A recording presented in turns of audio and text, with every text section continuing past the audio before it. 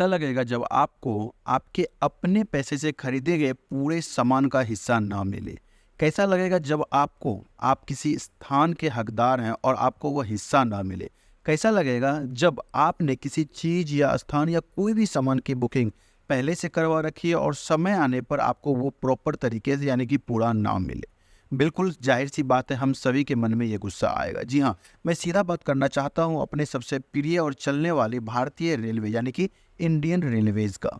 जहाँ की अगर आपने स्लीपर क्लास की बुकिंग अगर 1 महीने, 2 महीने, 3 महीने, 4 महीने पहले तक भी करवा रखी है अपनी और अपने फैमिली की सुखद यात्रा के लिए, लेकिन आने वाले समय में जब भी आपका बुकिंग कन्फर्म किस समय में यानी जब टाइम होता है यात्रा करने का, अगर आपकी बुकिंग कन्फर्म है और आपका जब टाइमिंग होता है कि इस दिन हमें बुकिंग करना है यानी यात्रा करना है, तब आपको ये परेशानी तो ज़रूर देखने की मिलती है। अगर आप अपनी सीट पे बैठे भी हैं ना, तो 1-2 कस्टमर आके या 1-2 यात्री आके और उस जगह पे आपके पास बैठेंगे ही बैठेंगे। और आप लोगों के साथ या हमारे साथ भी ऐसा होता है कि अगर हम लोग 4-5 जने जा रहे हैं कहीं यात्रा पे, अगर 4 जनों का टिकट कन्फर्म है, 1 जना वेटिंग में भी है ना, तो उसे भी हम अपने साथ में लेके चले जाते हैं। कोई नहीं, हमारे सीट पे तू बैठ जाना, यानी दोनों एक सीट पे बैठ के चल लेंगे। तो ये परेशानी तो होती ही थी और इससे क्या होता था ना कि ट्रेन में बहुत ज़्यादा कंजस्टेड हो जाता था, भीड़ बहुत ज़्यादा स्लीपर क्लास में हो जा रही थी। इसीलिए बहुत सारे कस्टमर ऐसे भी थे जो कि क्या करते थे ना, सिर्फ एसी में ही जाते थे, क्योंकि एसी में ऐसी सुविधा थी मगर फिर भी वहाँ पे भीड़ नहीं होती थी ज़्यादा।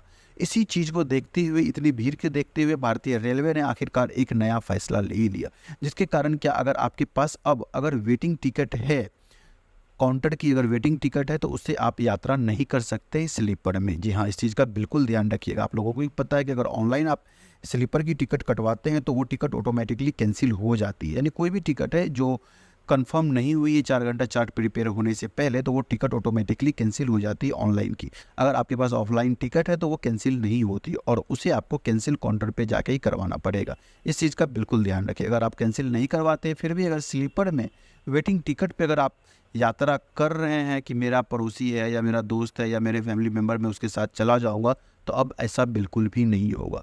नए नियम के हिसाब से अगर आप वेटिंग टिकट में यात्रा कर रहे हैं स्लीपर क्लास में, तो आपको अगले स्टेशन पे उतार दिया जा सकता है और फाइन भी किया जा सकता है। और उस टिकट का वैल्यू बस इतना रहेगा कि अगर आपने कैंसिल नहीं कराया तो उस टिकट से आप जनरल बोगी में सफ़र कर सकते हैं, ठीक है। तो वो नहीं, वो टिकट जो है आपका जनरल बोगी के टिकट के बराबर होगी। इस चीज़ का आप लोग विशेष ध्यान, ये नई अपडेट निकल के आई भारत सरकार के द्वारा यानी भारतीय रेलवे के द्वारा। तो आपको ये अपडेट कैसा लगा, ये आपके लिए फ़ायदेमंद है या नहीं है, तो प्लीज़ कमेंट करके ज़रूर बताइएगा। मिलते हैं और भी इस तरह के अपडेट के साथ, तब तक के लिए thank you so much for watching सब Hindi. Bye bye and take care.